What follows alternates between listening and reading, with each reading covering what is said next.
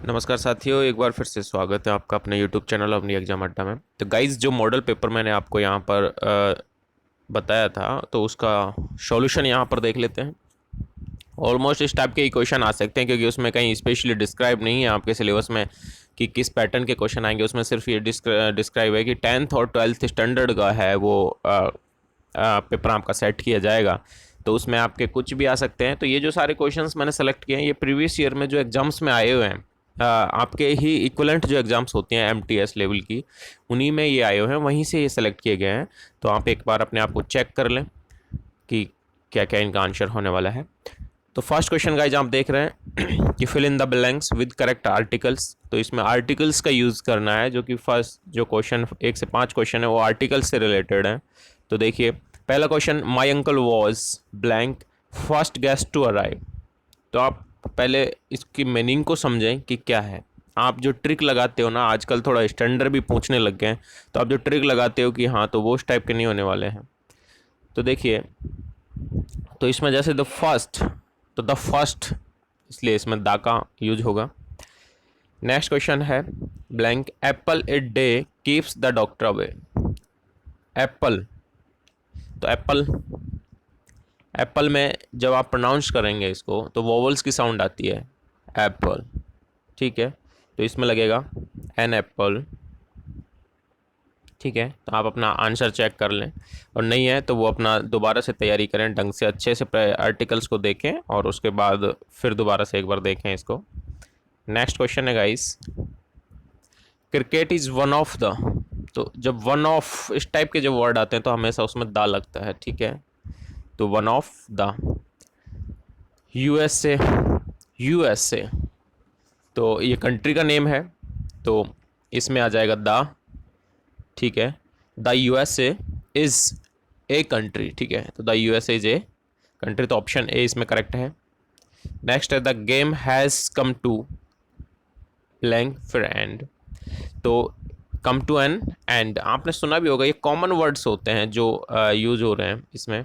तो come to an end, come to an end, end में sound आ रही है वोवल की। ठीक है, ई जो है, जो AEIOU, ये जो होते हैं ये वोवल होते हैं हमारे।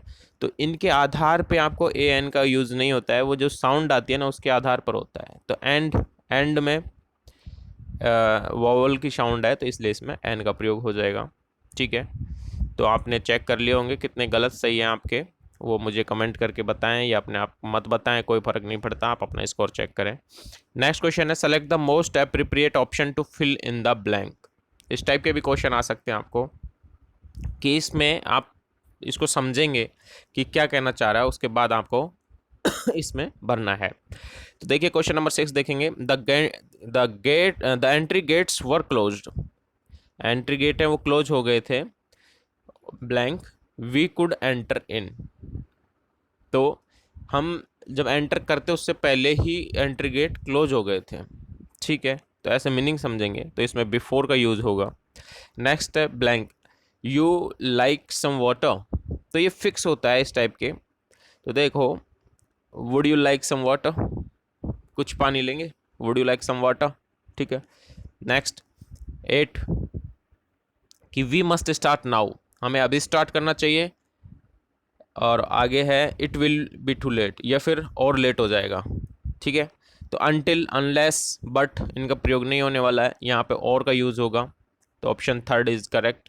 नेक्स्ट है he blank his portrait in the main hall. तो उसने अपनी पोर्ट्रेट है, अब हैंग का यूज़ हो रहा है। तो देखिए, एक हैंग का मतलब फांसी लगाना होता है, एक हैंग का मतलब होता है टांगना।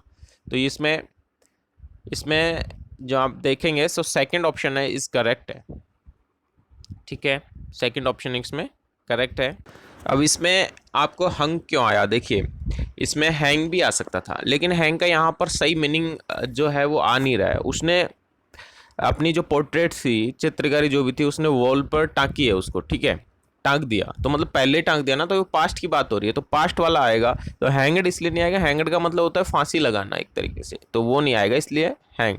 अब HANG होता है फर्स्ट फॉर्म, अगर HANG हैंगड हो गया तो वो फांसी लगाने वाली होगी, और हंग हो गया तो वो हो गया टांगने वाला, ठीक है। तो इसमें हैंग आएगा। My teacher is blank of all, तो माई टीचर इज द, अब जब इज द आ जाता है ना तो उसके बाद EST वाली जो आती है, सुपरलेटिव डिग्री की जो बात होती है वो उसमें आती है, is the kindest of all. तो मेरा टीचर है वो सब में काइंडेस्ट है, तो ऑप्शन ए इसमें करेक्ट है। नेक्स्ट आप देखेंगे, आप 11 से 16 तक ये 6 क्वेश्चन होंगे। तो find the part of the given sentence that has an error in it, if there is no error choose no error. तो इसमें एरर आपको देखना है कि किस सेंटेंस में आपका एरर है, और एरर के क्वेश्चन भी आते हैं, पैटर्न कैसा भी हो सकता है, क्वेश्चन आते हैं। तो आपकी अगर तैयारी इंग्लिश की कंप्लीट है तो आप ऑब्वियसली ये सारे कर पाओगे। ऑलरेडी ये PDF है, इसका हमने टेलीग्राम और हमारे व्हाट्सएप ग्रुप पे अवेलेबल करवा दिया है।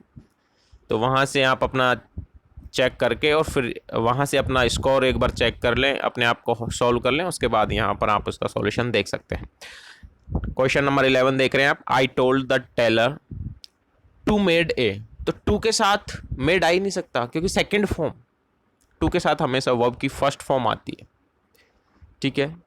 तो वर्ब की फर्स्ट फॉर्म आती है, तो यहीं पे इसमें एरर हो गई, ठीक है। तो इसी में एरर है, तो आपका करेक्शन ऑप्शन ये हो जाएगा, ऑप्शन 4, इसमें ये एरर है। नेक्स्ट देखेंगे आप। The lady standing in the corner is fat, the lady standing in the corner, ये एक सेंटेंस हो गया। लेडी जो वो कॉर्नर में खड़ी है इज फैट, मतलब फैटी है वो, ठीक है। तो करेक्ट है, इसमें तो कोई इशू नहीं है। तो इसमें आ जाएगा आपका नो एरर, ठीक है। Next 13 question. It was not possible for we, no for us, sentence पढ़ते ही आपको समझ आना चाहिए, तो फॉर अस, ठीक है। तो इसी में एरर है, तो ऑप्शन नंबर 1। नेक्स्ट देखेंगे आप। My aunt sold her boutique to a billionaire, देखिए माई आंट सोल्ड, मेरी आंटी ने, सोल्ड मतलब बेच दिया, मतलब बेच दिया, पास्ट में चला गया। हर बुटीक, अपना boutique, to a billionaire, to billion मतलब करेक्ट है, इसमें कोई मुझे एरर नज़र नहीं आती। तो इस तरीके से इसमें नो एरर हो जाएगी गाइस। क्वेश्चन नंबर 15 आप पढ़ रहे हैं, देखते हैं, आपको आंसर का पता लग जाना चाहिए। देखिए ऑल द स्टूडेंट्स, मतलब ये प्लूरल है, इज डन, तो इज क्यों आएगा, आर डन आना चाहिए, तो यहीं पे इसमें एरर है, ठीक है। तो आपकी एरर इसमें इज डन में आ गई है, तो आर डन होना चाहिए था, तो ऑप्शन नंबर 2 इसमें करेक्ट है। नेक्स्ट देखेंगे। Rakesh is foolish to said, फिर वापस टू सैड आ गया, टू से आना चाहिए था, क्योंकि टू के बाद वर्ब की फर्स्ट फॉर्म लगती है, तो टू सैड वाला है, तो इसी में एरर है, तो ऑप्शन 1 आपका करेक्ट इसमें हो जाएगा करेक्ट आंसर। अब नेक्स्ट देखेंगे आप। 17 to 20, 17 से 20 में choose the appropriate word that can substitute the given word group of the, एक तरीके से 1 वर्ड इसमें पूछा हुआ है, तो 1 वर्ड आप देखेंगे। 1 वर्डों का कोई वो नहीं है, 50 का 1 वर्ड हमने पहले ऑलरेडी आपको अवेलेबल करवा दिया है, तो वहाँ से भी आप देख सकते हैं। आपको रटने हैं 1 वर्ड्स मैक्सिमम, और इसमें क्या है कि रटने के बाद तुरंत आता है, तो सीधा टिक मारना होता है आपको दोस्तों। तो इस तरीके से ये 1 वर्ड है, तो आप 1 वर्ड कर लीजिए। ए प्लेस, 17 देख रहे हैं आप। A place where nuns live and work, जहाँ पे जो नन है वो रहती हैं और काम करती है, उसको कहते हैं कॉन्वेंट, ठीक है। रटना है, कोई समझना नहीं है। A building where an audience sit, एक बिल्डिंग होती है जहाँ पे ऑडियंस बैठती है, उसको क्या कहते हैं, ऑडिटोरियम कहते हैं, ठीक है। A book of name and address, एक बुक्स में जिसमें नेम और एड्रेस सारे होते हैं, उसको क्या कहते हैं, उसको डायरेक्टरी कहते हैं, समझे। Something no longer in use, जो अब यूज में नहीं है, उसको क्या कहते हैं, उसको कहते हैं आपके ऑब्सोलेट, ठीक है। तो इस तरीके से आपके, अगर आपको याद है, रट रखे फटाफट हो जाएंगे आपसे। तो आपका जो टाइम जो बचता है, टाइम मैनेजमेंट भी एक पेपर में बहुत इंपॉर्टेंट होता है, तो आपका अगर आपने ये सारी चीज़ें रखनी है तो फटाफट आप इनको कर दोगे। तो इनमें आपको माइंड ज़्यादा लगाना नहीं है, आपने पढ़ रखा है तो आपको याद है, अदरवाइज नहीं है। तो गाइस नेक्स्ट 21 to 25 ये क्वेश्चन है। In the following passage some words have been deleted, fill in the blanks with the help of alternative givens, select the most appropriate options for each blanks। अब देखिए इसमें क्या है कि आपको ये पैसेज दिया हुआ है, ये इसमें से जो कुछ वर्ड्स हैं वो डिलीट कर दें, वो आपको भरना है, ठीक है, यही है। कुछ लोग कहते हैं जी ये पैसेज है, आते नहीं है, हमारे ASC सेंटर बेंगलुरु में नहीं आए थे। ऐसा नहीं है कि वहाँ नहीं आए तो वहाँ नहीं आएंगे, ये सारे कहीं से भी आ सकते हैं, कोई डिस्क्राइब नहीं है, कोई पैटर्न फिक्स नहीं कर रखा है कि आपके पैसेज नहीं आएगा, आपके ये चीज़ नहीं आएगी, कुछ भी आ सकता है, तो आपको सारे तैयारी की फोकस करना है, सारी तैयारी करनी है। तो आप बस इसको देखिए कि इसमें क्या होने वाला है। देखिए क्वेश्चन नंबर 21 से 25 सारे आपको भरने हैं। क्वेश्चन नंबर 21 करने से पहले आप ये जो पैसेज है, ये पैराग्राफ जो भी दे रखा है, इसको आप पढ़ेंगे पहले और पढ़ के समझेंगे और फिर भरेंगे। देखिए sanitation refer to public health conditions, फिर आगे ब्लैंक दे रखा है, नंबर 1 लिख रखा है। नंबर 1 तो to clean drinking water and adequate treatment and disposal, वो आगे हम बाद में पढ़ेंगे। लेकिन ब्लैंक, अब देखिए 21 नंबर का क्वेश्चन, उसमें क्या कह रहा है, select the most appropriate option for blank 1। जो ये ब्लैंक 1 है ना, इसके लिए अब इनमें से मोस्ट अप्रोप्रिएट वर्ड चूज करना है जो ऑप्शन में आपके दे रखे हैं। रिलेट, रिलेशन, रिलेटेड और रिलेट्स, ठीक है। तो ये सारी चीज़ें दे रखी हैं। तो देखिए sanitation refer to public health condition, तो पब्लिक हेल्थ की कंडीशन को वो रेफर करता है, ठीक है। तो करता है तो पब्लिक हेल्थ की कंडीशन, तो ये पास्ट टेंस से आपको लिया जाएगा इसमें। तो देखिए तो sanitation refer to public health condition related, related, relate to नहीं, रिलेटेड टू।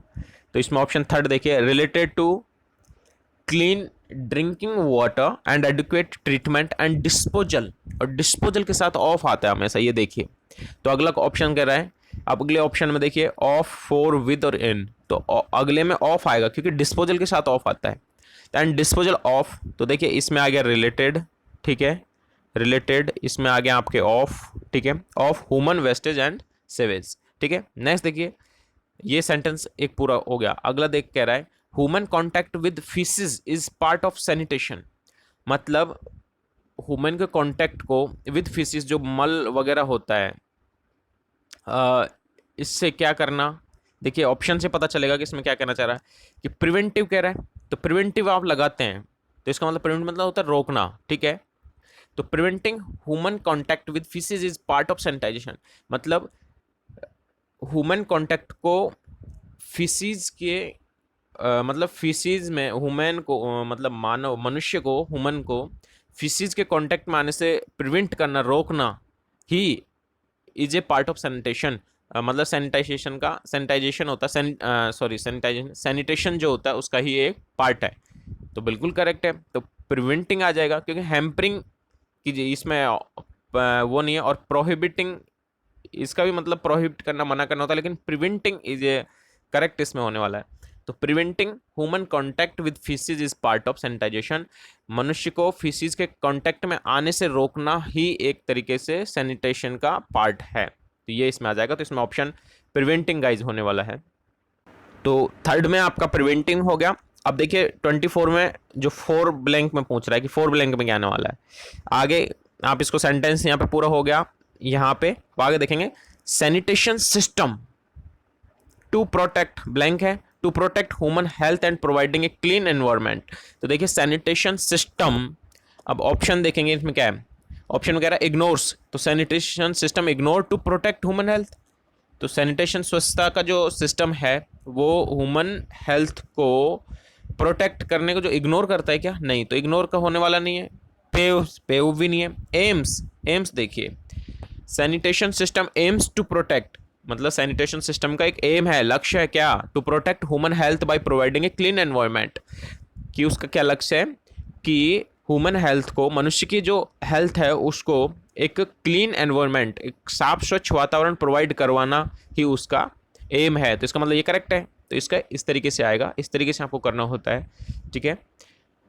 एम है। तो आगे क्या कह रहा है, to providing a clean environment, फिर ब्लैंक है, with stop the transmission of disease, तो विद एनवायरनमेंट, फिर आगे देखिए क्या कर रहा है, दैट, हु, हुज, हुम और दीज। तो देखिए हु और हुम ये सारे एक किसी कहते हैं कि कौन, मतलब एक पर्सन को करते हैं, ये एक आदमी को एक इंडिकेट करते हैं, हु, हुम, और दीज, दीज कोई चीज़ें हों या उसके लिए, और ये भी प्लूरल के लिए यूज होता है। तो देख दैट या विच होता है ना, वो इस टाइप के वर्ड्स में यूज होगा यहाँ पे।